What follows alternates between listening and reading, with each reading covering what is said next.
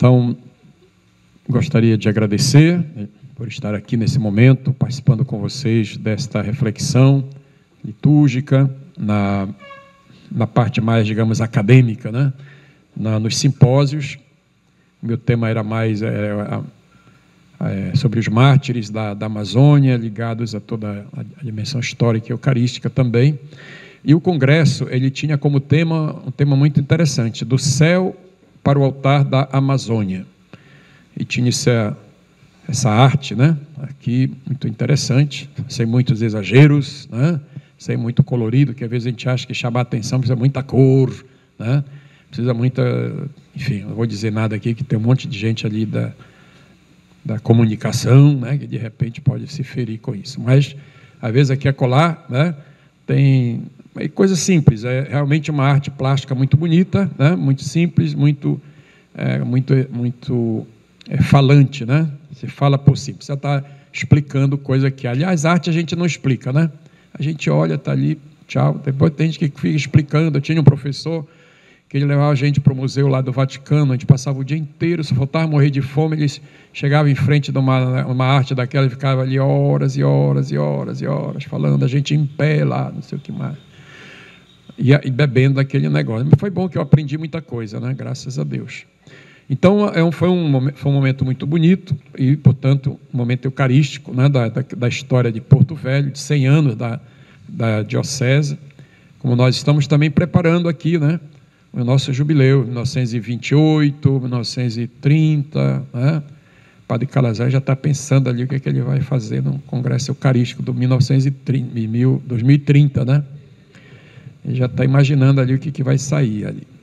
Então, só para dizer, em primeiro lugar, né,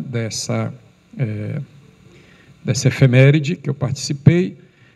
E a segunda coisa que acho que seria interessante a gente tratar aqui, como nós estamos vivendo exatamente o jubileu, então procurar, digamos assim, aprofundar o sentido da liturgia no ano jubilar, né, e completar isso com a liturgia no mistério da Igreja. Vocês já, com certeza, refletiram isso bastante, para dizer que a liturgia celebrada no ano como este, ela, diríamos assim, ela é a expressão talvez mais viva do ano jubilar. A gente sabe que durante um jubileu tem muitos eventos, né? Lá em Roma e nas paróquias, tem as peregrinações, etc.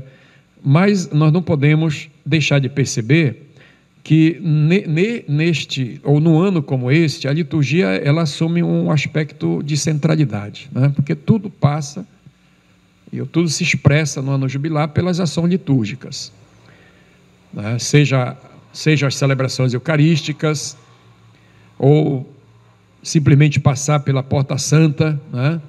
Fazer uma peregrinação, realizar um rito, qualquer que seja, como fizemos ontem, um rito penitencial. Por quê? Porque ali tem uma dimensão de sacramentalidade que é interessante, e litúrgica, ritual, né? A gente lembra que a liturgia é uma palavra que, traduzida para o português, significa ação do povo, né? Litura ergon, como você já sabe de cor e salteado, significa uma ação do povo, mas, ao mesmo tempo, transformado pela Igreja em um rito sagrado, né? Tem uma dimensão de sacralidade, que expressa a sua universalidade. Quando a gente pensa a liturgia como ação do povo, a gente pensa sempre no particular, numa realidade cultural, né? Ou numa realidade histórica, contextualizada. Quando a gente coloca dentro desse aspecto a dimensão a divina, podemos dizer, sagrada, ela alcança a universalidade, essa dimensão de universalidade. Por isso a Igreja, ela coloca a liturgia como centro máximo do ano litúrgico. A liturgia para nós, sobretudo a eucarística, é a expressão máxima da nossa fé, né? Isso todo mundo sabe. Mas, dentro do ano litúrgico, as celebrações eucarísticas se tornam o centro das celebrações do ano litúrgico. E revela também, além da universalidade, a unidade, né? A Eucaristia, ela é como se fosse, digamos, sinônimo da palavra unidade, comunhão, né? Não podemos perder isso de vista. De novo, eu repito, como eu falei hoje de manhã, falava ontem, né? Eu creio que às vezes a gente, e sobretudo por uma catequese que vem já no chamado segundo milênio, né? Depois eu posso explicar isso melhor, de praticamente reduzir a realidade eucarística, o mistério eucarístico, a uma questão ritual, devocional, né? Às vezes até celebrada fora do ambiente litúrgico ou do ambiente celebrativo. Eu não vou dizer coisas aqui, porque eu sei que eu vou apanhar por isso, né? Mas hoje, para muita gente, a Eucaristia virou devoção, né? Uma senhora já me disse, eu tenho uma devoção profunda à Eucaristia. A senhora vai à missa? Não, eu vou na adoração de quinta-feira. Aí, como não tem cavalo na minha história, como, né, nem teve de Paulo também, segundo os textos, eu caí, né, do burro, não sei de quê, porque, na verdade, dá vontade de dizer isso, né? É uma limitação que não tem tamanho. Dizer que eu sou devoto da Eucaristia como eu sou devoto de Nossa Senhora, ou da imagem dela, isso é um absurdo, né? Certo? Então, na verdade, a Eucaristia é um sacramento que expressa a comunhão viva com Cristo e com toda a igreja.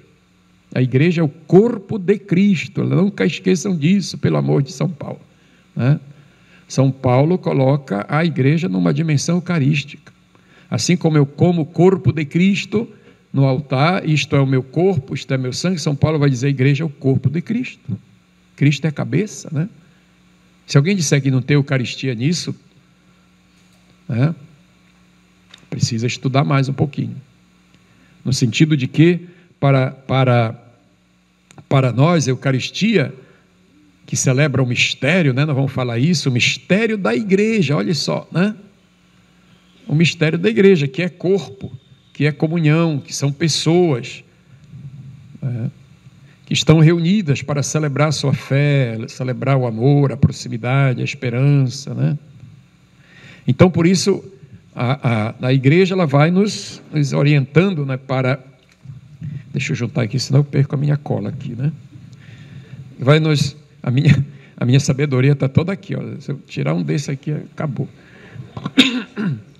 Se a gente não tem essa consciência de que a Eucaristia é comunhão com as pessoas, né, então eu fico manco, né? A gente perde um pé nessa compreensão, né? Então a Eucaristia, eu falo sempre desse tripé, né? A Eucaristia é Deus, a presença amorosa de Deus como um mistério, através de seu Filho e dos sinais sacramentais. Deus, o outro, a pessoa e a comunhão, né? A comunhão que se manifesta ali. Se não tem isso, não tem Eucaristia, né? Vira uma mera celebração devocional. Tinha uma senhora que dizia, eu vou à missa, que se eu não for, alguma coisa ruim vai acontecer comigo. E tomara que aconteça mesmo indo, que é para aprender Não dá vontade de dizer isso? Então a Eucaristia virou um negócio assim mágico, né? Então eu vou lá no terreiro da Umbanda, vou tomar um passe, vou tomar um banho, vou tomar um axé, né? Vou lá na mesa branca, né? Vocês nunca foram numa mesa branca, não? Hein? Vocês têm cara que vão, não? No terreiro de Umbanda, vocês já foram ou não? Ei, olha aí, eu já fui. Eu já fui. Em vários até, né? Só para dizer que às vezes a pessoa vai à missa, como vai a uma coisa assim, né? Vai lá no Ver o Peso, tomar um banho, né? da mãe Cheirosinha lá, como é que chama? Dona Cheirosinha, né? Então, se é assim...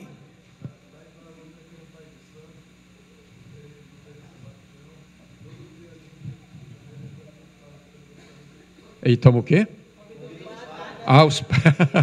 Você já foi lá, não?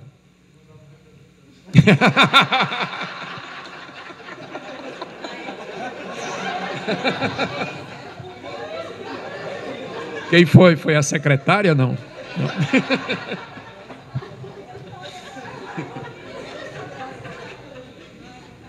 E é porque lá tem uma liturgia, né? É interessante, uma vez eu fui num terreiro chamado Pai Ayrton, ele já morreu.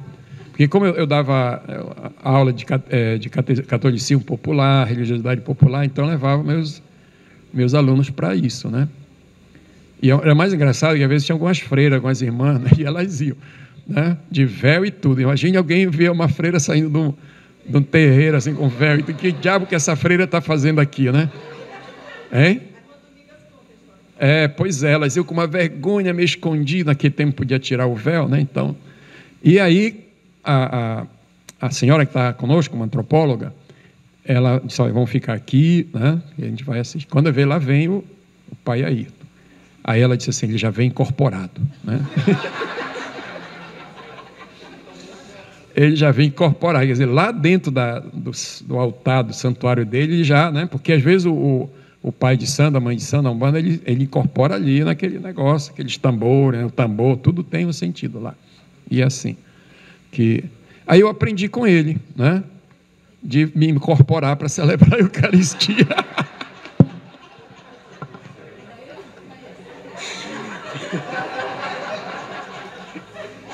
Eu digo, eu vou fazer como o Pai Ayrton. Quando eu descer do meu quarto, eu já venho, né? Aí eu normalmente eu vou falar uma coisa aqui, e aí é verdadeiro, né?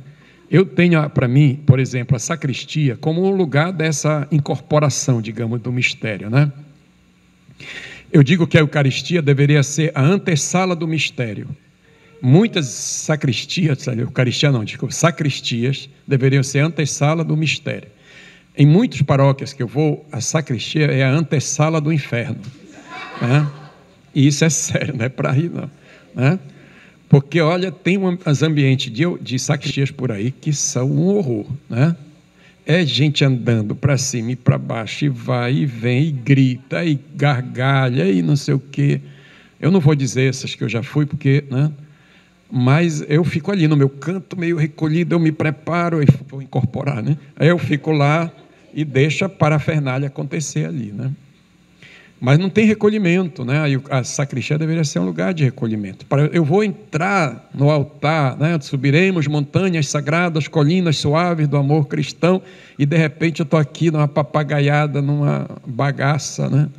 Como é que pode isso, né? Então, eu não aqui tenho aprendido com ele, na verdade eu já fazia isso. Eu, em geral, preparo minhas missas, né? Às vezes à noite ou de madrugada, e já venho lá para a sacristia, eu descia lá em Coraci, eu descia, né? Ficava lá, me vestia e ficava às vezes assim, né? Nas missas diárias. Aí uma senhora, não sei quem veio: padre, eu poderia não marcar uma coisa, porque não sei o que, eu gostaria que o senhor visse a sua agenda para marcar. Aí eu só virei para ela e disse assim: minha senhora, eu estou incorporado para a missa aqui. Ela saiu correndo, que não tem. Eu acho que com medo, né? Isso é hora de tratar as coisas. Na hora que a gente vai subir o altar, vem com essas coisas. Na verdade, aí vem de novo a questão pedagógica, né? De pensar realmente como nós podemos preparar a nossa liturgia assim, né?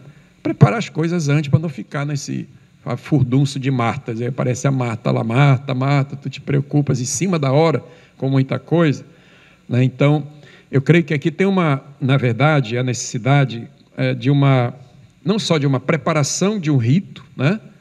E essas preocupações que a gente tem de deixar tudo belo, né? Eles falavam do belo, né? Como dizia lá, a beleza salvará o mundo, e era o cardeal Martini, né? Que dizia: a beleza salvará a igreja, né? Ele escreveu um belo livro sobre isso, muito bonito, que a beleza, né, da Eucaristia, das nossas coisas arrumadas para celebrar o mistério, salvará. Isso significa, portanto, uma verdadeira pedagogia da fé. Uma verdadeira pedagogia da fé. Porque num momento como esse, a celebração litúrgica transmite um fortalecimento espiritual, a unidade entre Deus e nós, entre nós, né? E transmite a esperança. É o tema deste ano, né? Mas a esperança ela é recorrente praticamente em todos os textos sagrados, e nesse sentido, a prática litúrgica, como a gente diz, né, é realmente um pilar, uma coluna fundamental da nossa caminhada de fé e deste ano jubilar, né, que sustenta nossa esperança, fortalece a nossa caminhada e, enfim, a fé de toda a nossa igreja. Então, vai nos ajudando, portanto, a vivenciar, eu diria, este ano jubilar, vai nos ajudando, nos propõe verdadeiramente a celebrar Eucaristias que sejam expressão da nossa comunhão com Deus e fortaleçam e deem sentido novo à nossa existência. Eu vou sempre bater nessa tecla, a dimensão de humanidade que existe nesse relacionamento com Deus, no momento celebrativo, é que dá sentido à nossa vida. Eu creio que um afastamento dessas coisas nos levam a endoidecer, Por isso que às vezes tem aqui a colar, por não compreender talvez isso, tem muita gente que mesmo indo à igreja e vivenciando a sua fé, acaba às vezes enveredando por um caminho de desnorteamento total. Porque às vezes a Eucaristia não é a bebida e a comida que alimenta essas pessoas também, às vezes, dos seus desvarios, e que é um déficit de humanidade. Por isso que eu vou insistir sempre, como dizia um teólogo recentemente, que a nossa liturgia deve ser mais humanas e hospitaleiras, de acolher esses frangalhos da vida, dessas pessoas que estão em frangalho e colocar, eu ia usar a palavra, incorporá-las, dentro daquilo que é o corpo de Cristo, que é a igreja.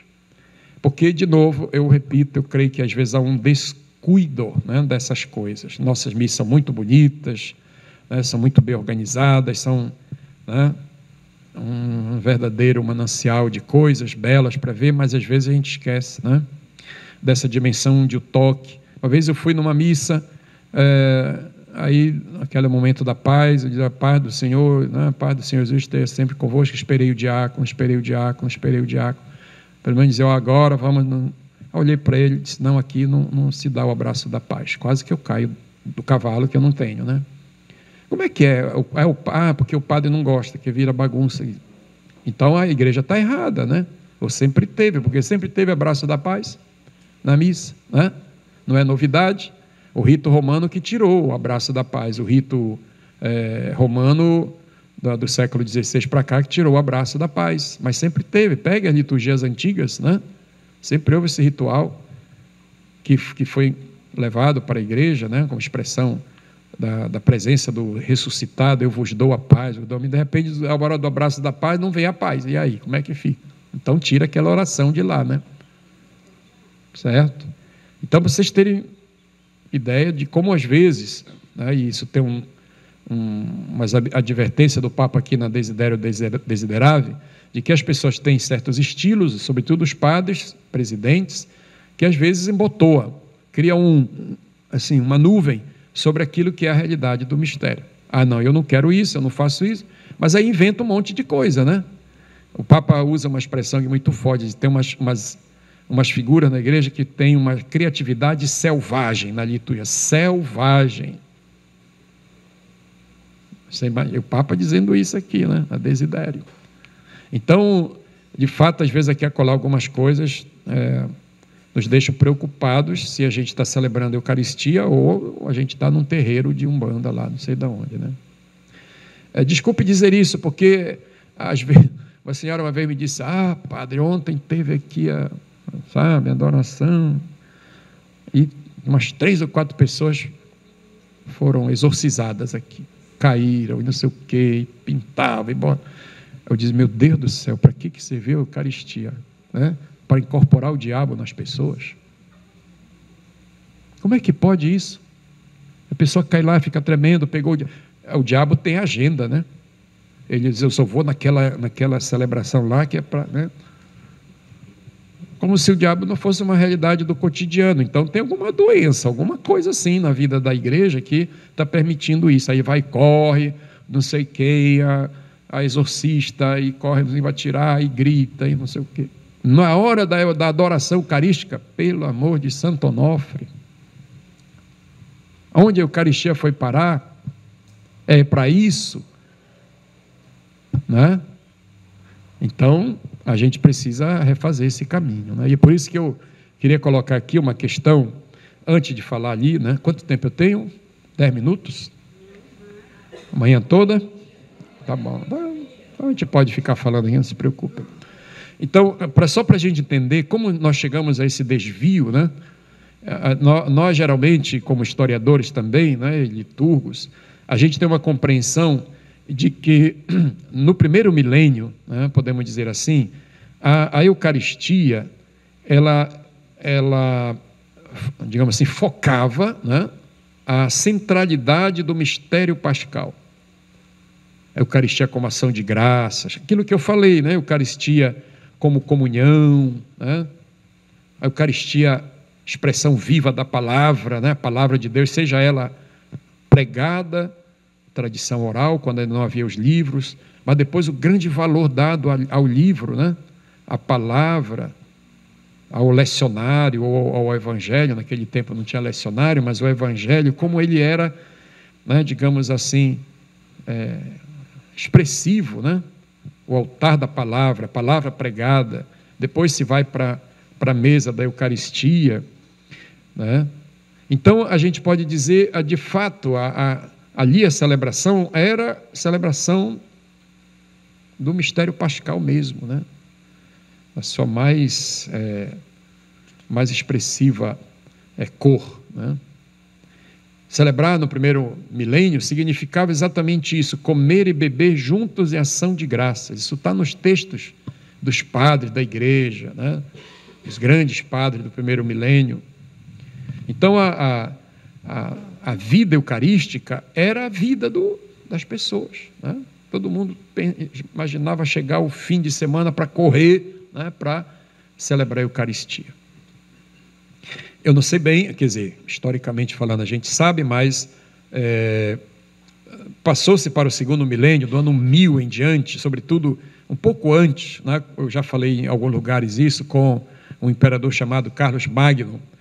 Ele influenciou muito a vida da igreja em todos os aspectos, não só no aspecto administrativo, mas também, eu diria, informativo, né, dos padres, arquitetônico, né, as mudanças das estruturas arquitetônicas das igrejas, como ele influenciou também a teologia e a liturgia.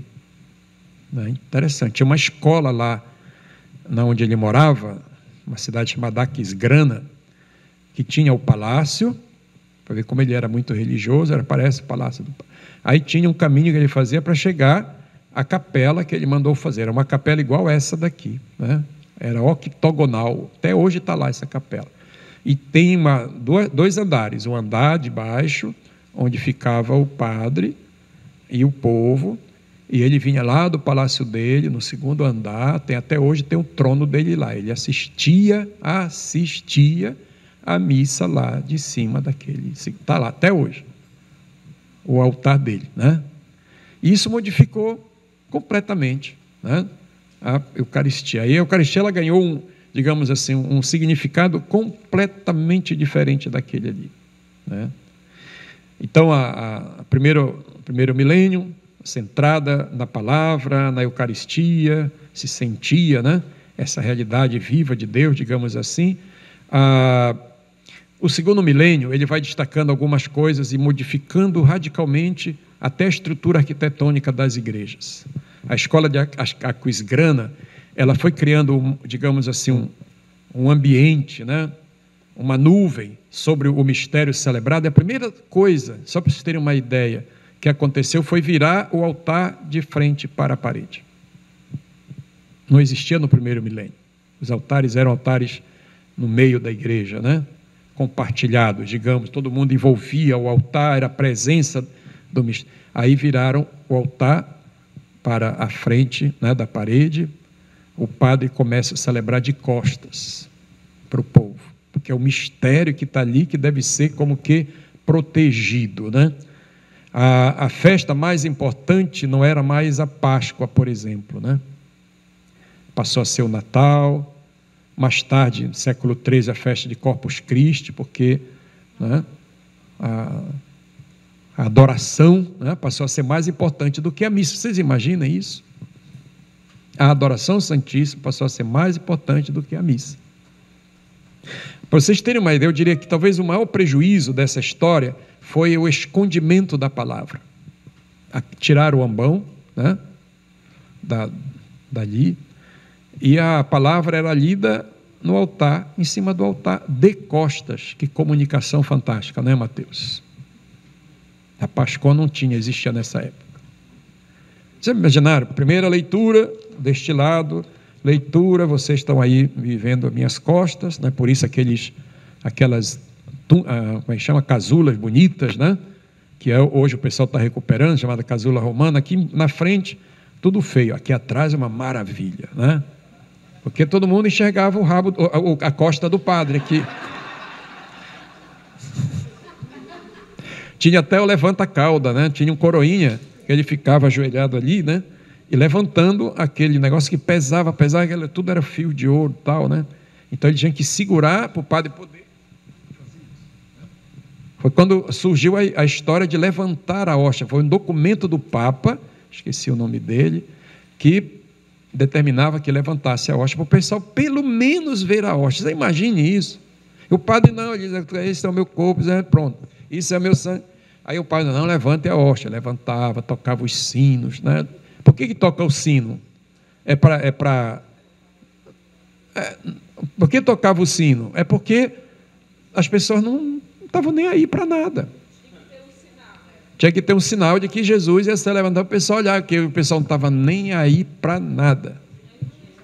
Ninguém sabia a hora, porque não ia enxergar, né, nada. E tem um lugar, eu fui num lugar na Alemanha, que a torre ela fica em cima do presbitério, e tem 4 cordinhas ali. Eu disse, mas por que essas cordas, né? Aí o padre lá me explicou isso aqui, é porque assim, a missa demorava tanto, que o pessoal só vinha para a missa para ver a hóstia consagrada. Então eles iam trabalhar, cuidar da galinha, cuidar do boi, não sei o quê. Quando estava na hora ali, mais ou menos no começo da Eucaristia, tocava o sino, blém, blém, blém. Lá vinha todo mundo, né? Aí na hora da elevação tocava. Foi preciso um papa determinar levar o cálice, um outro momento já, né? Porque só era hóstia. Então o pessoal era adorador da hóstia. Acabava ali, todo mundo ia embora para casa. Cuidado das galinhas. E não comungava. Ninguém comungava. Só o padre, olhe lá, né? Vocês imaginaram que missa bela essa, né? Certo?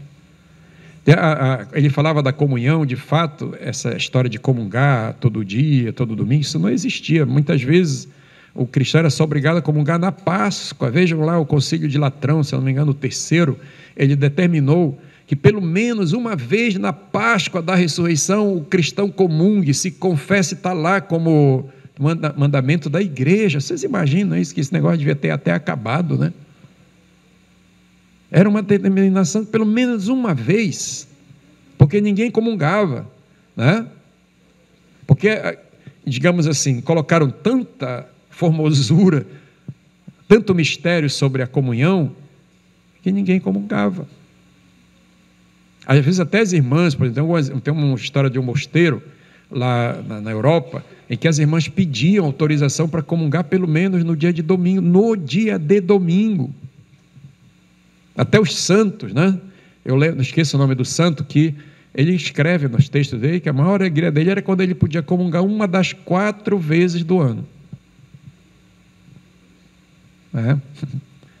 Então a gente percebe, né, que essas mudanças depois elas vão ocorrer lá mais um pouco na frente. Deveria ter missa todo dia, né? O padre deveria celebrar missa todo dia, né? Mas o povo não comungava. Você lembra que tem muitas igrejas que tem os altares laterais, né? Tem o altar maior, principal. Enquanto o padre celebrava uma missa aqui, os outros estavam tudo celebrando essa missa, que não tinha como é que chama? Missa. Não, a missa. Eu estou ficando velho, estou começando a esquecer as coisas, né? Concelebrada, né? Concelebrada. Isso não existia, certo? Então, cada padre ali, né, quando tinha coroinha, tudo bem, quando não tinha, celebrava sozinho. Eram 10 missas, 5 para casa, e a do principal lá, né?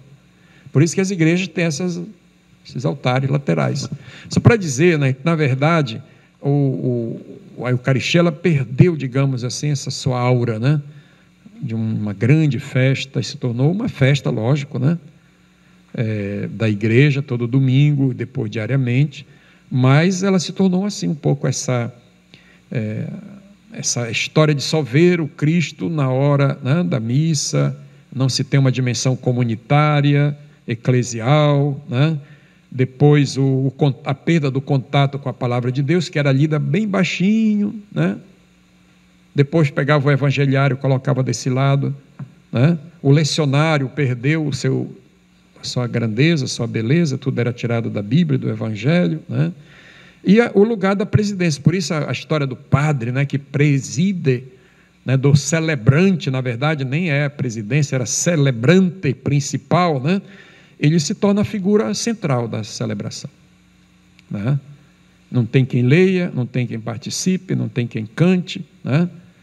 Uma vez ou outra, quando tinha o coral cantava, daí vem essa história dos corais, né? Que cantavam. Se vocês forem numa igreja antiga da Europa, vocês vão encontrar o coro, ele faz uma volta assim ao redor do altar, né? Como se isso aqui fosse o altar, né, principal, e o coro aqui atrás. O povo não cantava nada, como às vezes aqui alguns grupos também não querem que o povo cante, né? Uma vez eu fui perguntar, por que você não motiva o povo para cantar, né? Não, se eles forem cantar, eles atrapalham. Eles atrapalham, por causa da voz, não sei o quê, né? É que nem o salmo responsorial, que virou salmo monológico, né? Salmo responsorial, o salmista canta e o povo repete, e vai lá a parte que ela canta, o que ele canta, e depois tem gente que canta o salmo todinho, sozinho. Vontade de chegar lá de minha filha, salmo responsorial, né?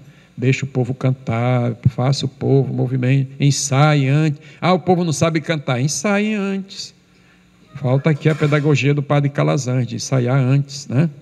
Tem que ensaiar antes para o povo repetir pelo menos o refrão do salmo. Outra vez a gente vai na igreja, o dono do microfone, né? Não são vocês não fazem isso, eu já vi, né? Mas tem lá o dono do microfone, porque o Mateus diz que tem que sair na rádio a voz das pessoas, senão o povo não acompanha. Senhor esteja convosco, Ele está no meio de nós. Aí o padre começa, não sei, a rezar lá, a proclamar o creia em Deus Pai, aí ele canta, ele fala mais alto do que o padre. Pai Nosso. Uma vez eu parei uma missa, um Pai Nosso, e perguntei para a assembleia, vocês sabem rezar o Pai Nosso? Sabemos, mas eu não estou ouvindo você rezar o Pai Nosso. Vamos rezar de novo? Pai Nosso que estás nos céus. Aí a nossa elegante comentarista, Pai Nosso que está... De novo, vamos rezar de novo, não estou ouvindo vocês. Aí eu olhei para a mulher assim, né, para ela fechar a boca aí, agora vamos rezar, aí rezar. É o dono do microfone, né? Eu não sei como de chamar isso, é o microfonólogo, né? A missa vira o padre e o microfone, né? E o comentarista. Eu já disse uma vez, vou dizer, me desculpe, padre Calazans, o comentário na missa é uma excrescência litúrgica, né? A igreja no Brasil colocou os comentários para ajudar o povo a compreender a liturgia renovada. Mas acho que já era hora de, às vezes, tirar esse negócio, né? De acabar com essa história. Mas paciência, não vou ofender ninguém aqui, mas às vezes os comentários eles são meio complicados. E os comentaristas também. E às vezes a gente tem que brigar com eles. É eles lá e eu cá, né? Às vezes é o comentarista aqui que fala mais alto e eu que vou querer falar mais alto do que ele. Aí vira um carnaval. Diga, padre.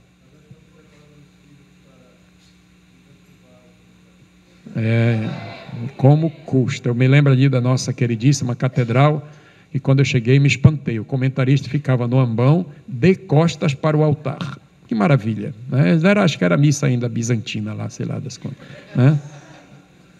Aí uma vez eu perguntei, mas por que você... Não, é porque a gente tem que falar para o povo. Não, mas senhor, o altar é aqui, ó. Você tem que vir, pelo menos depois, graças a Deus, tiraram de lá de cima, né? Mas de vez em quando tem uns viciados que sobem lá, porque eles querem ser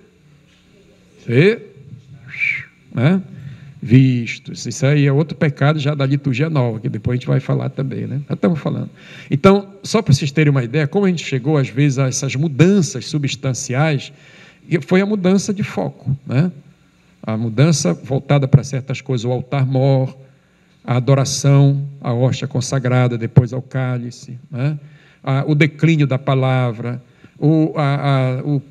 a total, digamos, imobilização da Assembleia, a Assembleia para ver, né? É assistir, né? O povo estava tão acostumado a não fazer nada que ficava rezando outras coisas, né? Rezando o terço, na hora da missa. Uma senhora dizia, durante a missa eu rezo os 3 terços. Digo, minha Nossa Senhora, nem Nossa Senhora aguenta isso. Mas, de qualquer modo, né? 3 terços na hora da missa, né? É uma coisa que eu, sinceramente, elogio, porque, né, malmente eu consigo rezar uma, né? Uma Ave Maria, né? Mas só para dizer, as pessoas ficavam lá, porque eu não trouxe, eu acho que eu não trouxe na minha bolsa lá dos doentes. Tem uma oração do cristão, né? Então, aquelas orações que foram criadas, era tudo para rezar durante a missa, né? E assim, digamos assim, a pedagogia da fé, ela se deu lugar a uma ritualidade, né? Uma dimensão litúrgica, em que os conceitos, eles foram lentamente, né, digamos, transformados, foram se convertendo e foram focando em algumas pessoas. Por isso, né, a gente fala que um dos principais problemas, às vezes, das celebrações eucarísticas é a figura do padre, né? Do chamado clericalismo, né? Do aparato clerical que gira em torno da figura do padre, porque ele era o centro, né? Sem o padre não existiria Eucaristia. Então, é uma visão que a gente tem, né? E isso depois foi reforçado pela escolástica, sobretudo, né? A teologia escolástica, ela, né, digamos assim, fundamentou muito mais essa questão, ou essas questões, né?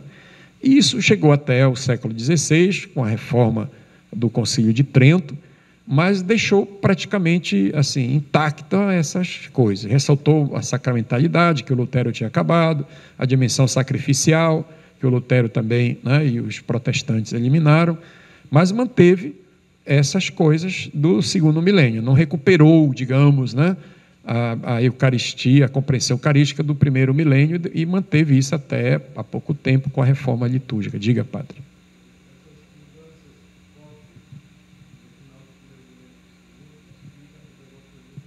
Sim, é isso. Sim.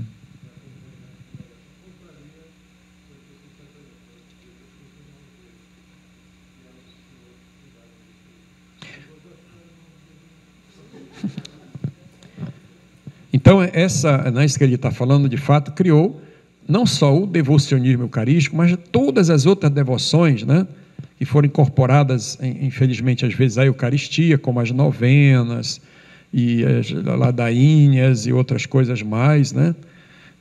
Então, às vezes, as missas, elas eram celebradas para homenagear, por exemplo, a dimensão cerimonial, né, que existia tão belamente no segundo, ela concentrada e mudando o foco, ela serve às vezes para, sei lá, fazer memória de uma pessoa viva, de uma pessoa morta, né?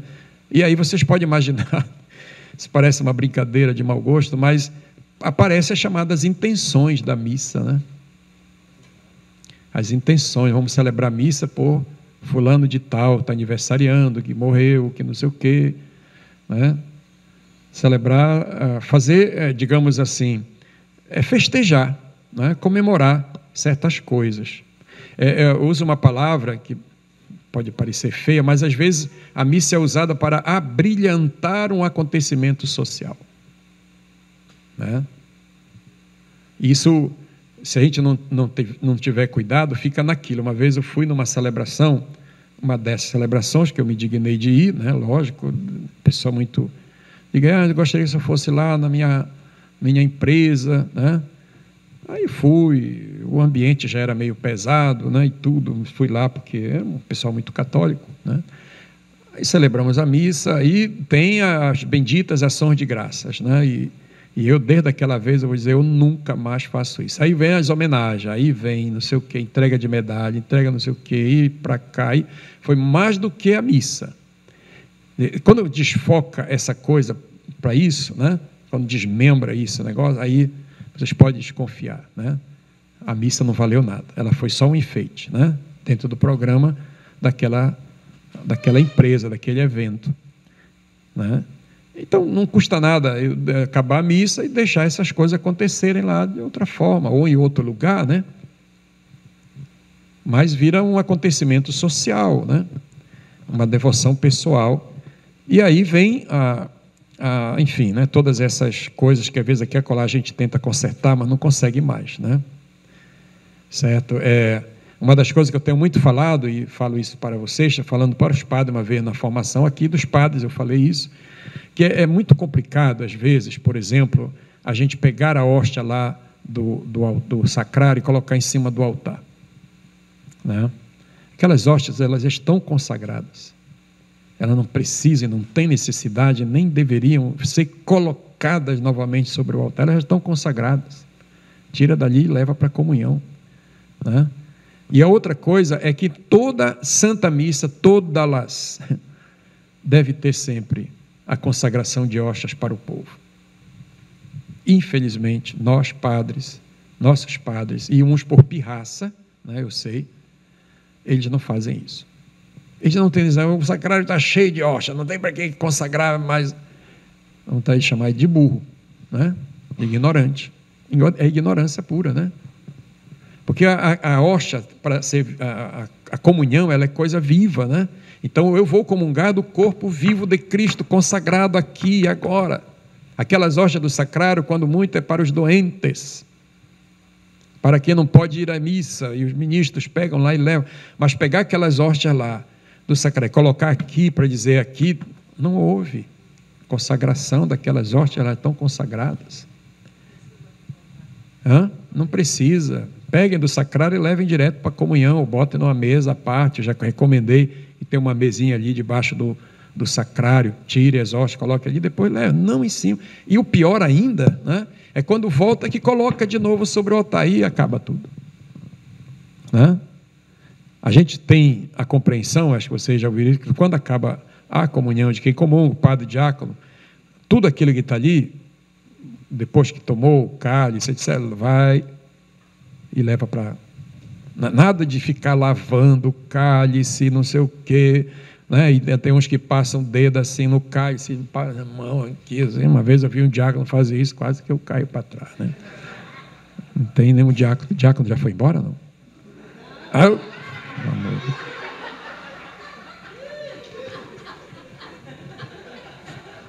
Se pegasse ao menos o paninho, né? E passasse ali e tal, mas ele passava o dedo assim e fazia assim, né? Pegando então, na verdade é isso, você não purifica. Vocês lavam panela da cozinha na mesa que vocês comem? Não, então é a mesma coisa, né? Tirando o sagrado do sagrado ali, você leva aquelas panelas lá para purificar lá. Mas às vezes tem 10 âmbulas, aí fica lá passando o dedo nas âmbulas, colocando. Que coisa horrorosa, né? Aí todo mundo assistindo, aqui é um espetáculo, né? Para o diácono, para o padre fazer aquilo ali, né? Tira a atenção do momento que está sendo celebrado, né? Que é o momento do silêncio, que é a celebração também. Então, nesse sentido, né, eu creio que nós podemos também, aos poucos, pelo amor de Deus, não vão chegar lá na sua paróquia e dizer que está tudo errado, porque o bispo falou, né, e não tem mais adoração do Santíssimo Sacramento, isso não vale nada. Não estou dizendo isso, não coloque palavra na minha boca, né? Mas a gente deveria, né, pensar algumas maneiras de ajudar as pessoas a compreender, né, o sentido daquilo que está sendo feito, seja do ponto de vista da Eucaristia celebrada, de uma adoração, de uma novena, de uma devoção e assim por diante, né? O que tem de tão importante nessas coisas, porque senão às vezes vira um ato de exterioridade, puramente devocional. E a Eucaristia, digamos, ela acaba perdendo o seu sentido, né? o seu sabor. Eu tenho um problema comigo, e falo isso como padre, como bispo, que é consequência deste bendito segundo milênio, porque no primeiro milênio quase não havia missal, né? Certo? Não tinha missal. Tinha, quando muito, a palavra de Deus, e as coisas eram feitas assim, né? Recordando, fazendo a memória, né?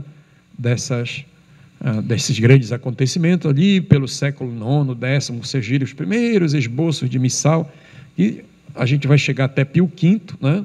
Com alguns missais já existentes na Alemanha, no rito lá, né?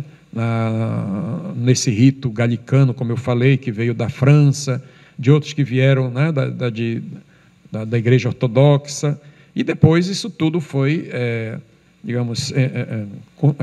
constituído no missal do século XIV, XIV e XV, que foi reformulado depois pelo Concílio de Trento, rubricado ali pelo Papa Pio V, como diz o missal do Pio V. Ele não fez nada naquele missal, quem fez foram os padres, né, conciliares, e depois os especialistas que fizeram, já por outro Papa, ordenado por outro Papa, que elaborasse o missal, o breviário, o lecionário e assim por diante.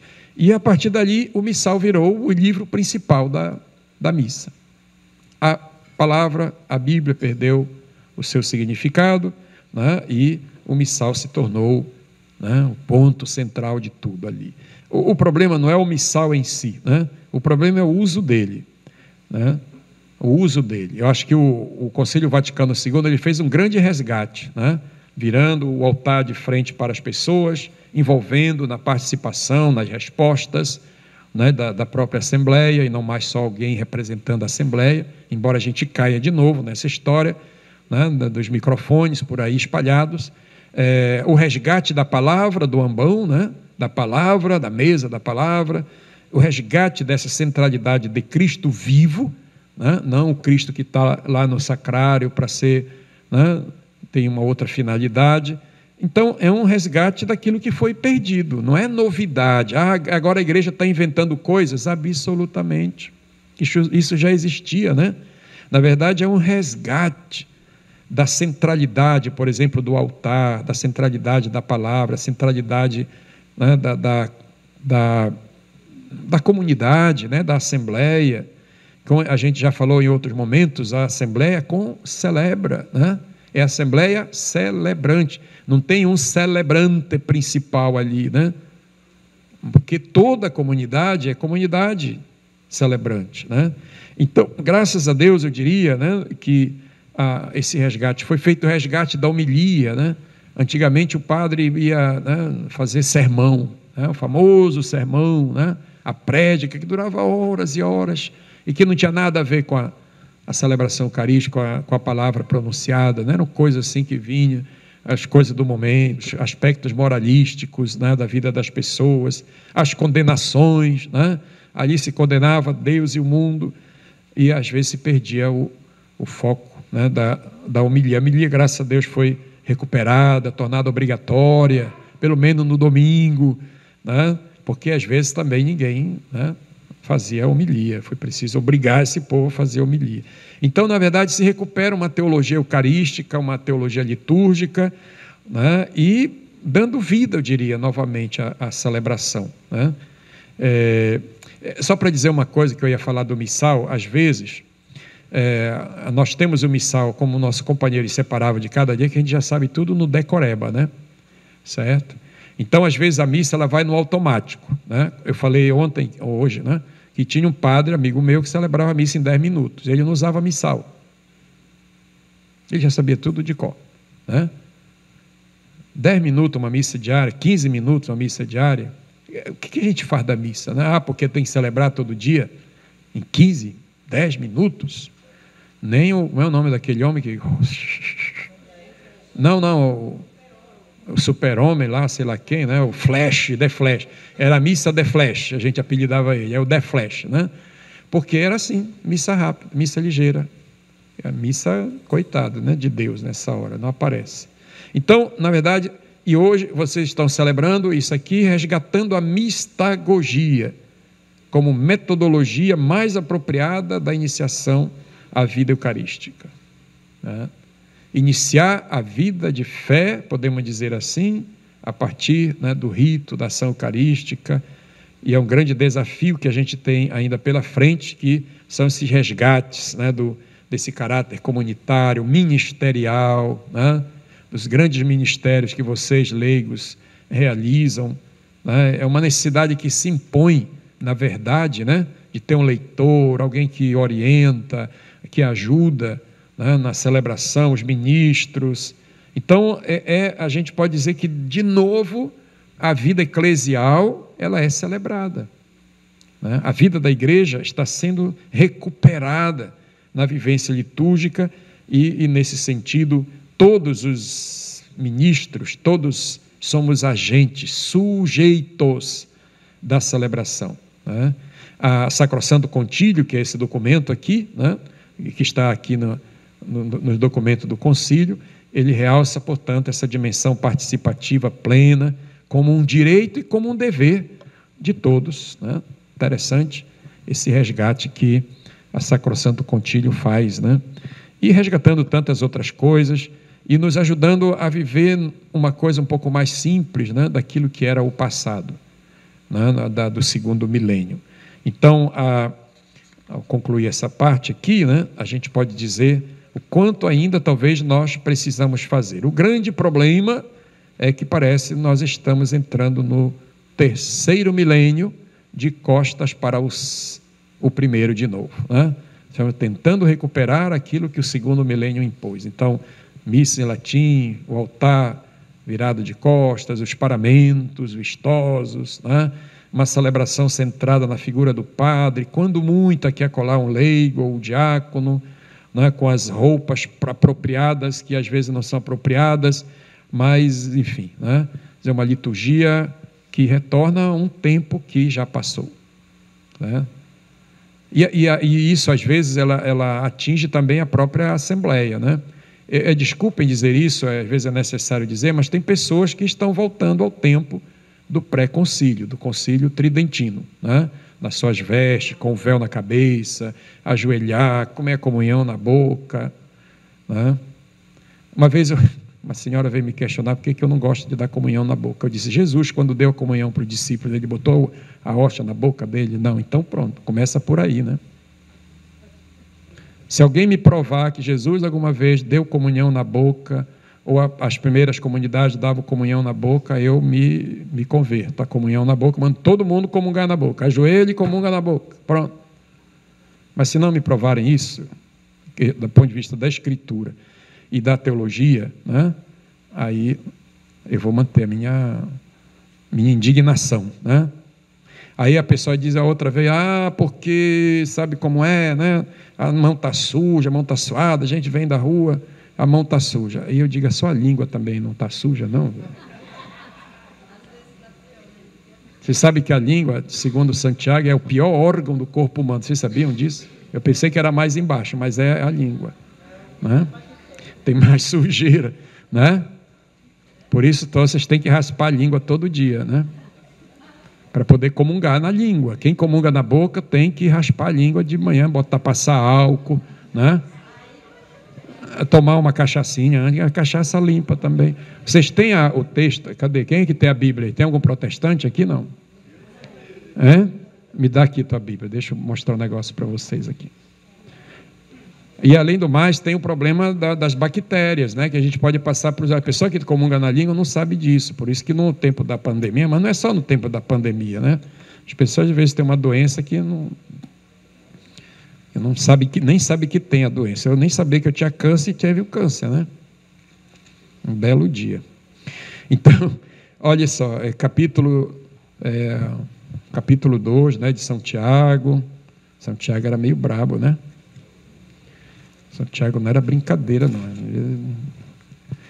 Onde é que está? Não, é capítulo 3, desculpe.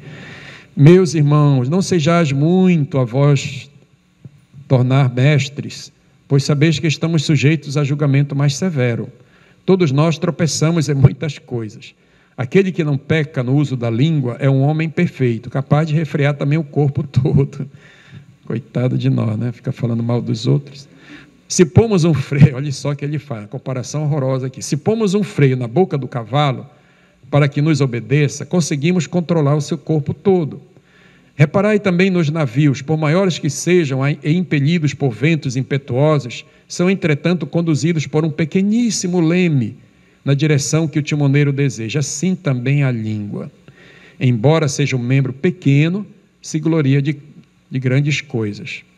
Comparai o tamanho da chama com o da floresta que ela incendeia. Ora, também a língua é um fogo, é o universo da malícia. Está entre os nossos membros contaminando o corpo todo e pondo em chamas a roda da vida, sendo ela mesma inflamada pela pena, pela geena, Olha, a gente vai ser condenado, vai fogo, né? Vai para o fogo eterno por causa da língua. De fato, toda espécie de fera, de ave, de répteis, de animais marinhos pode ser domada e tem sido domada pela espécie humana, mas a língua, nenhum ser humano consegue domá-la. Ela é um mal que não desiste, está cheia de veneno mortífero. Com ela bendizemos o Senhor e Pai, e com ela amaldiçoamos as pessoas feitas à imagem de Deus. Da mesma boca sai a bênção e a maldição. Ora, meus irmãos, não convém que seja assim. Porventura a fonte faz jorrar pelo mesmo orifício água doce e água amarga. Ou água amarga? É uma pergunta. Porventura a figueira, meus irmãos, é capaz de produzir azeitonas ou a videira figos? Assim também a fonte salina não pode produzir água doce. Então, vamos ter que cortar nossa língua, né? É melhor entrar sem língua no paraíso do que com a língua ir para o inferno, né? Para a Geena lá. Isso sou eu que já estou inventando, não tem no Evangelho não, né? Só para dizer, né, que há coisas que às vezes estão voltando, e às vezes por iniciativa de alguns padres, né, e alguns bispos, que na verdade foram uma grande deturpação de uma coisa original, de raiz, né, que não existia nos primeiros tempos. Não sei, quer dizer, já sei, a gente estuda isso. Recomendo que vocês depois leiam, se tiverem aí um dinheirinho para comprar, leiam este livro, O Contexto Litúrgico Sacramental da Igreja em toda a sua evolução histórica, né? Esse livro aqui vai nos ajudar a compreender isso aqui. Então, agora, só para finalizar, né? Meu Deus do céu, o tempo está na hora da merenda já. Então, vamos ver se a gente consegue aqui, né, colocar. Depois vocês copiam aqui, tira o texto litúrgico sacramental da Igreja em sua evolução histórica da Paulus. Né? Vou deixar aqui em cima, depois você vem com. O Concílio Vaticano II nos deu a possibilidade de rever uma porção de coisas, de atualizar, né, muitas coisas, revendo muitas coisas do passado, e nos legou um patrimônio teológico, eclesiológico, né, muito, muito forte, de renovação mesmo, né, de atualização do papel da missão da Igreja. Um deles, a gente sabe, foi a liturgia, vocês já estudaram isso, né? E eu gostaria só de reiterar aquilo que o ano jubilar está fazendo, que é recuperar, em muitos aspectos, os documentos conciliares, né?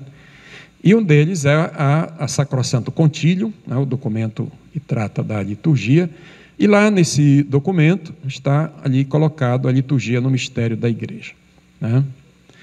Então, aqui está o documento, né, que faz parte dessa coletânea de documentos, né, do concílio, todos os documentos ali. E é interessante, e isso às vezes aqueles que não conseguem ler o Concílio Vaticano II com outro olhar, né, sempre com o olhar de condenação, coisa do modernismo, não sei o quê, eles esquecem que houve um grande movimento litúrgico que vem desde o início do século XX, né? Se a gente quiser, até desde o Papa Pio X, lá no início do século, né? Porque foi aos poucos, modificando a compreensão da liturgia e, né, começou a pensar como, de fato, como que atualizar, né, o aspecto celebrativo do mistério, né, e esse processo de renovação e de restauração da liturgia veio. E eu coloco aqui, entre esses documentos de restauração da Papa Pio X, este documento, Trale Solicitudine, e depois o Papa Pio XII, com uma encíclica muito importante para ser estudada pelos liturgistas e teólogos, chamado Mediator Dei, né? Então tem um lá no começo e tem aqui um antes do concílio, antes de João 23, né? E nesse sentido vem depois a Sacrosanto, né? Foi um dos primeiros documentos aprovados pelo Papa Paulo VI, primeiro documento do concílio, né? Foi em 4 de dezembro de 63, e que verdadeiramente mostrou praticamente que a totalidade dos bispos, dos padres do concílio, aprovaram esse documento. Vocês imaginem, alguém que se coloca contra a liturgia, né, do modo como ela é feita, ela está indo contra 2.000 147 bispos que aprovaram este documento. Alguém que vem dizer que a missa, né, que foi aprovada por Paulo VI, o Bissau, depois João Paulo II, não é verdadeira, está indo contra o magistério, né? Indo contra o magistério.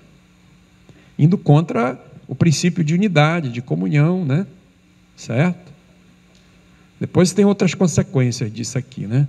Então, a Sacrosanto Concílio, vocês já estudaram isso, trata-se de um documento para restituir a liturgia ao povo, e o povo a liturgia, a partir da imagem de uma igreja que reza. Vocês imaginem, de novo, para fazer a comparação mal feita, né? E tem lá as teologias que justificavam porque o altar era colocado, né, na frente ali, todo mundo, então, era como se dirigisse para o Cristo, né, aquele que está ali. Então, se dizia que a Eucaristia deve ser celebrada ad orientem, para o Oriente. E para nós o Oriente é para onde nasce o sol? É para cá, né? Então o altar deveria estar virado para cá, para o Oriente. O nosso altar está virado, né? Então esse está certo, né? Está certinho. De frente, não de costa. Senão a gente teria que celebrar de costa, para ali, né? Certo? Ad orientem. Então a gente teria que modificar um monte de igrejas em todo canto, até a Basílica de São Pedro, eu acho, lá também, né? Então a liturgia a gente já sabe, né? Vamos ler o que está escrito para guardar isso sempre. A liturgia é o cume para o qual tende a ação da igreja e ao mesmo tempo a fonte de onde emana toda a força. Isso é, né, o ápice e a fonte. É sempre essa imagem belíssima, né, da igreja. Revela e realiza o mistério de Cristo presente na igreja. Desculpem dizer isso, infelizmente no segundo milênio esse mistério foi escondido, né? Na beleza da celebração ali no centro, e para o resto nada, né? Nela o povo de Deus participa na obra da salvação. Essa é grande, digamos, essa grande recuperação, grande resgate que o Vaticano II fez através da Sacrosanto em relação à liturgia, né? Então, a igreja é vista como sacramento universal de salvação. Isto está num documento, além da Sacrosanto Concílio, está lá também na Lumen Gentium. Olhe só a que condição a igreja foi elevada, né? Corpo de Cristo. Se é corpo de Cristo, isso não é um sofisma, né? Não é uma questão filosófica. Se ela é o corpo de Cristo, como eu disse São Paulo, então ela é sacramento, né? É um 8º sacramento, digamos assim, né? A igreja é sinal e instrumento da íntima união com Deus e da unidade do gênero humano. Sacrosanto Concílio número 5. Então, eu diria assim, isso, em princípio, não é nenhuma novidade. Isso está lá na gênese da igreja, né? Está lá na origem, certo? Da igreja. A liturgia, nesse sentido, é a expressão visível desse mistério invisível. É a ação de Cristo e do povo de Deus. A liturgia é serviço do povo, trabalho do povo. É do gari da rua lá, digamos, né? Ao funcionário público, todos são liturgos, né? Todos são liturgos. O lixeiro é um liturgo, ele faz uma ação voltada para o povo, né? O nosso trabalho de cada dia na escola, né? É a ação do povo, é liturgia. E isso forma a igreja, né? O povo de Deus, né? O mistério de Deus presente ali, né? Nessa realidade. Agora engatou tudo aqui. Então, o que é o mistério, né? Então, o documento, sobretudo aqui também o Desidério Desiderave, depois o documento do concílio, ele vai explicar, né? Mysterion significa, do grego, ficar em silêncio. Interessante isso, né? Ficar em silêncio. Era reservado até que pudesse ser conhecido no momento oportuno, né? Dentro da liturgia. E aí isso, de uma certa forma, resume, né? Ou digamos assim, expresso, manifesto no mistério pascal de Cristo, né? Na Eucaristia, sobretudo. Então, a gente poderia dizer assim, que o Vaticano II, ele virou uma página, né, da história, como em todos os momentos. A gente pensa que a igreja sempre foi e será a mesma de sempre, desde Cristo até... Não é verdade isso. Quem estuda a história da igreja, se vocês estudarem comigo, vocês vão ver, a igreja é um livro, né? Vai virando páginas, certo? Vai virando as páginas. Primeiro milênio, segundo milênio, terceiro milênio, já é alguma coisa. Idade antiga, idade média, idade moderna, idade contemporânea. São páginas que vão se virando, né? Nem sempre foi assim. Então, o concílio, de uma certa forma, ele virou a página recuperando algumas coisas do passado e colocando isto diante da realidade do tempo presente, por isso modificando certas coisas. Uma das grandes compreensões, né, da igreja, por exemplo, era a comunicação. Uma das grandes expressões da vida da igreja é a comunicação, né? Por que a igreja adotou o grego para escrever os evangelhos e a Bíblia, o Novo Testamento, e não o aramaico, o hebraico? Por que será? Quem era que falava hebraico? Só os hebreus. Aramaico, só Jesus, né? Mas o mundo inteiro naquela época, ali ao redor do Mediterrâneo, falava grego, todo mundo, né? Falava grego. Então, ou a igreja se adaptava àquela circunstância cultural, ou então ia ficar falando aramaico, sozinha, né? Porque onde é que ia encontrar aramaico? Só nas sinagogas. A igreja foi expulsa das sinagogas, né? Ou no mundo judaico, eles viravam uma seita, um grupinho ali, né? Mas a igreja, né, ela, digamos assim, ela tirou, né, ela revelou o mistério, falando grego. Paulo e outros, né, os evangelhos todos foram escritos em grego para comunicar para todo mundo. É a dimensão da universalidade, né? Aí depois, é lógico, a igreja se concentrou mais em Roma, né? Ali depois veio toda essa história do primado, essas coisas todas, e aí veio o latim como língua, né, que era a língua oficial do império, a língua da administração, do exército e tal, mas não era a língua do povo. Por isso muita gente tinha dificuldade de entender o latim, né? No Oriente o pessoal continuou falando grego, no Ocidente veio o latim e se consolidou, né? Seja no final do primeiro milênio e durante todo o segundo milênio. Depois a igreja achou por bem, com a reforma litúrgica, mudou de novo o troço ali, né? Com a reforma litúrgica, então, revelar o mistério que estava escondido debaixo, por exemplo, do peso da língua latina, né? Não, mas não pode, já pensou falar o nome de Deus em português, essa língua horrorosa, né? Então, nesse sentido, traduzir as coisas para a língua portuguesa, ela revela o mistério, para quem, às vezes, não tem aptidão para saber o latim, né? Então, por isso, às vezes, aqui a colagem, vamos voltar ao latim. Tu sabe falar latim, ô caboquinho? Não, então para que tu quer que a missa seja em latim, pelo amor de Deus? Tu vai a latim, não, como dizia o pessoal antigamente, né? E não latinizar, né? Nada contra o latim. Eu adoro o latim, estudei mais de 5 anos latim, né? No meu tempo, quando eu entrei no seminário, a gente ainda estudava latim. Mas, hoje em dia, né, a gente só estuda latim para ler os textos, alguma coisa que é necessária, né? Então, esse mistério que a Sacrosanto Concílio ela traz, ela renovou, resgatou, significa isso, né? É participação na obra salvífica de Cristo. É celebração, memorial, presença, esperança, né? Recordando o que Deus fez, celebramos o que Ele realiza e antecipa-se o que Ele prometeu. Lembra que eu falei na Bíblia, hoje na homilia, o tripé, né? Do passado, do presente e do futuro. Então a gente poderia dizer assim, que o concílio, ele realizou uma verdadeira revolução copernicana na vida da igreja, a começar pela liturgia, certo? É bom ter isso, né? O Papa Francisco, ele fala na Desidério Desiderável um pouco disso, né? E nesse sentido, a gente poderia dizer assim, a igreja, ou a liturgia, ela é transformada numa coisa viva, né? A começar do uso da língua, né? O uso da língua, de uma língua viva, né? Não o latim, em toda a liturgia.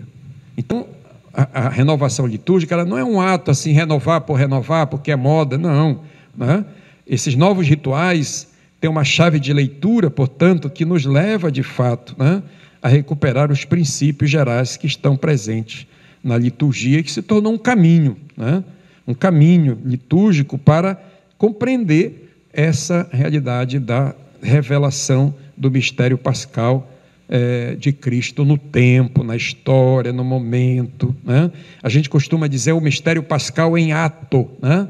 É o mistério pascal em ato, é um mistério salvífico, né, que coloca entre nós a presença de Cristo. Ele está presente na pessoa do ministro, nas espécies eucarísticas, na palavra proclamada e na Assembleia reunida. Aqui aparece 4 coisas, eu esqueci do ministro lá, né? Mas tem lá o ministro, ou os ministros, porque não é só um, né?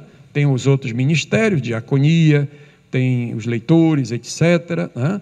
Nas espécies eucarísticas, lógico, na palavra e na Assembleia. A Assembleia é a expressão sacramental do corpo de Cristo. Nunca esqueçamos disso, né?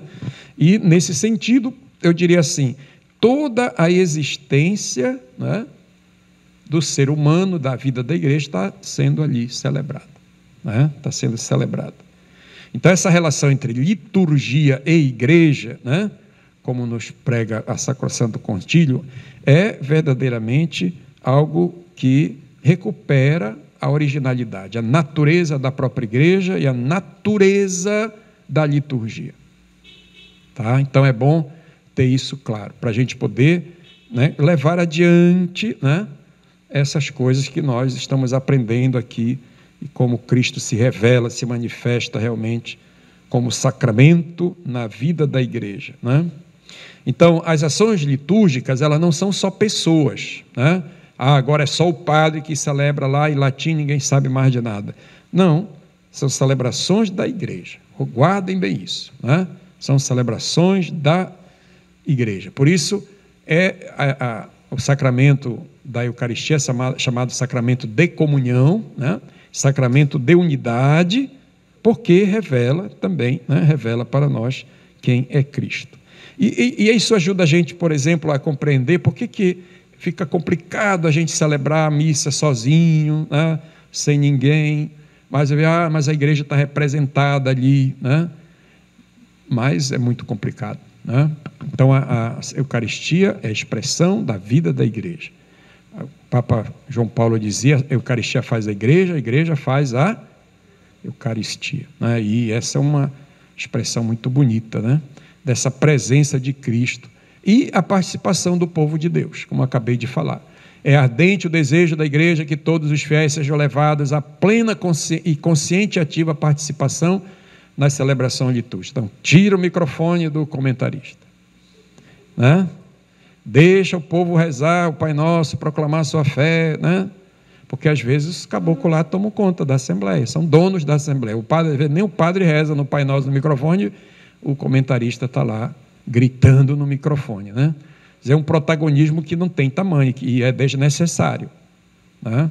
Desnecessário. O rádio, ou quem transmite, que tome conta de colocar lá, como é que chama lá, os microfones ambientais para ouvir a voz do povo, porque o povo que está vendo não escuta a resposta. Então bota os microfones lá, não gastar dinheiro. A Pascom vai fazer umas campanhas agora aí para arranjar microfone para colocar nas igrejas.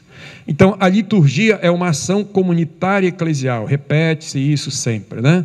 Todos os batizados são chamados à participação ativa e frutuosa. Sem isto, eu diria assim, né, de fato, dificulta-se a compreensão do mistério e eu diria até da própria redenção operada ali, né? Coloca-se em risco, eu diria assim, aquilo que o documento chama a economia da salvação, se ela não tem uma participação, envolvimento, e se não é, né, celebrada por todo mundo. Então, todas as coisas que antes tinham, como talvez valores, as devoções, a devoção eucarística, a devoção ao texto, as novenas, etc., isso deve ter uma referência a isto. Se não tiver, por favor, é complicado, né? Eu fico muito preocupado com essas nossas celebrações assim, de novena, ladainha, né, essas coisas que não têm uma referência a Cristo, né? Os padres redentoristas, eles fazem um malabarismo danado para colocar na novena o Evangelho, por exemplo, em algumas novenas, né? Já é alguma coisa. Mas só rezar aquela novena lá, não tem nenhuma referência cristológica, aí é complicado. Por que a igreja botou os mistérios no rosário, né? Antes se celebrava o texto, não tinha mistério. Era só né? Aí depois veio alguém, né, e colocou, vamos agora celebrar os mistérios, é Cristo, né? O texto não é uma reza mariana, ela é cristológica. Os mistérios estão lá, né? É um concerto. E assim as outras coisas, tudo deve estar relacionado a Cristo, assim como a própria, né, a própria Eucaristia. Então esse, né, digamos, é o sentido que nós devemos dar, né, à nossa participação, ou a participação da vida da igreja, né? Então aqui aparece para nós, né, essa compreensão da Eucaristia como expressão da vida e fonte de vida e de missão. Então a liturgia alimenta a espiritualidade cristã e impulsiona a missão. Dela, da liturgia, nasce o compromisso com o mundo e a caridade. Você lembra que a gente falava isso, né? Que a realidade vivida, a realidade divina, humana vivida na Eucaristia, ela se projeta, se prolonga, né? Ela atinge a realidade do mundo, isso a gente já sabe, né? Então, isso nós devemos colocar em diante. A liturgia desse documento, né, que eu recomendo, Desidério Desiderave, que a gente faça uma leitura dele, por isso eu já falei tanto, vou passar adiante, mas aqui aparece, né, a recuperação do cenáculo como lugar do desejo ardente de Jesus pela nossa salvação. Desejei ardentemente celebrar a Eucaristia com vocês, né? Daí veio o nome da palavra, o nome do documento. A liturgia não é saber fazer ritos, que a gente hoje acentua muito isso, né? O rito é importante, mas não é o todo. O rito é um corpo, né? Certo? É o esqueleto. Mas tem a alma, do modo, de outras maneiras de celebrar, né? de enfocar a liturgia. Então a liturgia não é saber fazer rito, mas saborear o dom da Páscoa. O rito, ele é um meio, é um instrumento, é o pedagogo, né? Mas tem uma mistagogia em cima do rito, né? Se não tiver, vira puro rito, né? Ritualidade, sem sentido. E é aquela história. Então, eu vou à missa, a missa tem um time, né? Deve ser celebrada em 1 hora e pouco, né? Tem um tempo, se passar daquilo eu já fico enjoado, não pode, né? Fica olhando o relógio. Uma vez uma senhora lá no fundo da igreja mostrou o relógio para mim, eu tinha passado. Foi. Eu passei acho que uns 5 minutos, e era uma missa de Páscoa, imagine, domingo da Páscoa, que tem lá a sequência, a gente fala um pouco mais, e a mulher lá atrás, né? Eu digo, tá bom, eu não falei nada não, quase que me dá vontade de dizer uma coisa, mas... Né? Então não precisamos de um novo rito, mas de uma formação litúrgica séria e vital, mesmo porque não existe novo rito. Nós precisamos voltar ao rito de sempre, né? A liturgia de sempre é aquela que vem desde o cenáculo, não é aquela que vem do Pio V, né? Do missal do Pio V, é a de sempre, é a liturgia de sempre. Quem usa, agora porque a igreja está fazendo a liturgia, mudou a liturgia de sempre. Não mudou nada, a liturgia é a mesma, é um rito único, né? Que vem desde lá. Tem os ritos diferentes, são 16 ritos, se eu não me engano, né? Que existem na igreja hoje em dia, na igreja católica. Nós temos um rito, que é o rito romano, né? Como todos os outros são válidos. Então nós que obedecemos a este, nos orientamos por ele, que é o rito ocidental do Ocidente, é o mesmo, né? Que vem de lá até aqui, é o de sempre, este é o de sempre, né? Não existe mudança ou transformação, a essência, né? Ela é permanente. Então, e aí vem o desejo do Papa que a gente possa verdadeiramente celebrar a liturgia na beleza, né? A liturgia tem a sua beleza, e nesse sentido não é uma beleza estética, mas que deixe transparecer o amor de Deus. Toda celebração vai ser sempre um gesto de amor de Cristo pela sua esposa, a igreja. A liturgia é o lugar do encontro com Cristo, e daí a necessidade da formação litúrgica, né? E isso vale para todo mundo, né? Para padre, para diácono, para coroinha, seminarista, principalmente seminarista, tem um bem ali, né? Mas às vezes a gente chega lá, o seminarista está lá, não é aquele ali não, tá, né? Mas ele chega lá, você vai fazer isso, fazer aquilo. É fazer por fazer, né? Eu digo alto lá, meu filho, eu tenho a minha... O Dom Vicente uma vez foi numa missa, aí chegou lá a cerimonialista, né? Aí, Dom Vicente, vamos fazer isso, plantar bananeira, vamos andar pelo teto, né, pulsar demônio, vai cair fogo na igreja, né? Aí disse assim, minha filha, deixe pelo menos a consagração comigo, né?